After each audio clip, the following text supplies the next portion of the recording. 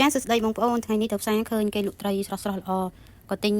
យកមកប្រឡាក់ខ្លះហើយនឹងធ្វើមុខម្ហូបជៀនជូនខ្លះបងប្អូនចាត្រីនេះស្រស់ៗល្អបងប្អូនឲ្យប្រឡាក់ទុកដាក់ក្នុងទូទឹកកកគឺទុកជៀនញ៉ាំឆ្ងាញ់ណារសជាតិវានៅតែឆ្ងាញ់យើងទុកក្នុងទូទឹកកកយូរមិនក៏នៅឆ្ងាញ់ដែរចាសម្រាប់គ្រឿងត្រីនេះសម្រាប់គ្រឿងទេសប្រឡាក់ត្រីនេះខ្ញុំប្រើជាមួយនឹងម្សៅស៊ុបស្ករសប៊ីចេងប្រេងខ្យងទឹកស៊ីអ៊ីវនិងទឹកត្រីខ្ញុំអត់ប្រើអំបិលទេបងប្អូនណាចាហើយសម្រាប់ត្រីហ្នឹងគឺយើងលាងសម្អាតវាស្អាតសិនណាបងប្អូនលាងសម្អាតឲ្យស្អាតទៅចាំយកមកប្រឡាក់ចាអ្នកខ្លះបើសិនជាត្រីធំយើងអាចឆ្នូតតិចទេបងប្អូនតែនេះត្រីនេះវាយ៉ាងតូចដែរអញ្ចឹងខ្ញុំអត់ឆ្នូតវាទេអត់ឆ្នូតវាទេចាយើងប្រឡាក់គ្រឿងនឹងច្បល់វាឲ្យសព្វល្អយើងផ្អាប់ទុកវានៅខាងក្រៅ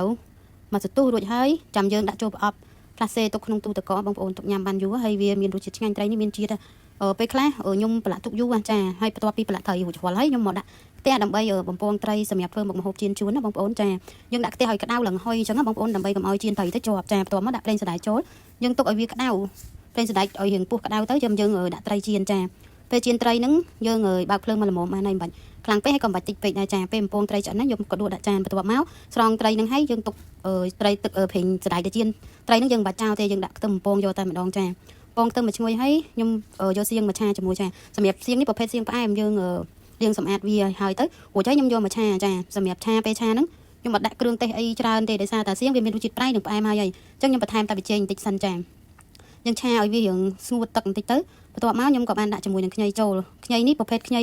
ខ្មែរយើងខ្ញុំទិញពីផ្សារមកគឺខ្ញុំអត់យកអាគេចិត្តឲ្យស្រាប់ទេខ្ញុំយកមកឈូសមកចិត្តខ្លួនឯងអញ្ចឹងណាបងប្អូនដើម្បីកាត់បន្ថយគីមីខ្លះព្រោះយើងទិញគេឈូសឲ្យស្រាប់យើងអត់ដឹងថាគេដាក់អីខ្លះទេចាបន្ទាប់ពីឆាខ្ញីឡើងឆ្អិនហើយយើងភ្លក់រសជាតិមើលត្រូវចិត្តអស់ហើយយើងបន្ថែមត្រីចូលត្រីដែលយើងបំពងចាបងប្អូនខ្លះគាត់ចូលចិត្តបំពងខ្ញីឲ្យស្រួយចាតែខ្ញុំអត់សូវមានពេលអញ្ចឹងខ្ញុំធ្វើកាត់ចាសម្រាប់ត្រីបងប្អូនខ្លះទៀតក៏គាត់អត់ចូលចិត្តយកមកច្បល់ហើយគាត់អាចតម្រៀបនៅក្នុងចានហើយគាត់ចូលជាមួយសៀងឆាជាមួយខ្ញីនឹងដាក់ពីលើចារួចហើយយើងបង់ស្លឹកខ្ទឹមចូលជាការស្រេចបងប្អូនសម្រាប់មុខម្ហូបមួយនេះដែរគឺយើងញ៉ាំផ្ទាប់ជាមួយនឹងត្រសក់ចាត្រសក់បងប្អូនតាមចំណង់ចំណូលចិត្តចង់ត្រសក់ស្រូវក៏បានត្រសក់ផ្អកក៏បានបងប្អូន